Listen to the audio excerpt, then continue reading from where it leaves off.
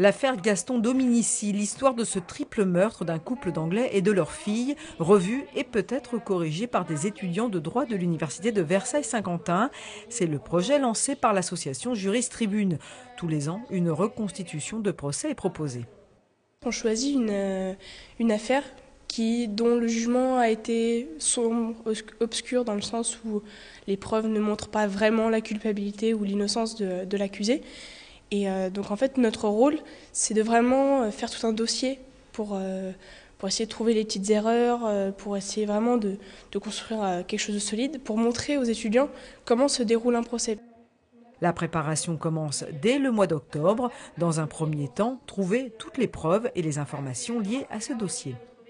On se base surtout sur Internet, on essaie surtout de trouver ça, qu'on ne trouve pas tout ce qu'on veut. Par exemple, pour les procès-verbaux d'audition de toutes les personnes, on a réussi à en trouver quelques-uns, comme celui de l'accusé ou celui d'un des témoins.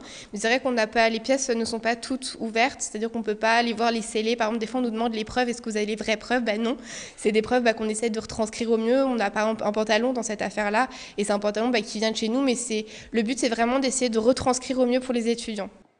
Dans un deuxième temps, il faut préparer les rôles. Deux chargés de travaux dirigés jouent le rôle des avocats. Le président du jury est représenté par un professeur. Les jurés sont des personnes extérieures à l'université et des étudiants de droit, eux, sont les témoins. On est nouveau en première année, donc on connaît rien et donc là on touche un peu à tout. On augmente nos capacités à réfléchir sur le droit et donc ça c'est une ouverture en plus. À l'époque, Gaston Dominici avait été jugé coupable et condamné à mort. 61 ans plus tard, le verdict sera-t-il différent? Réponse vendredi lors de la reconstitution qui aura lieu au tribunal de grande instance de Versailles.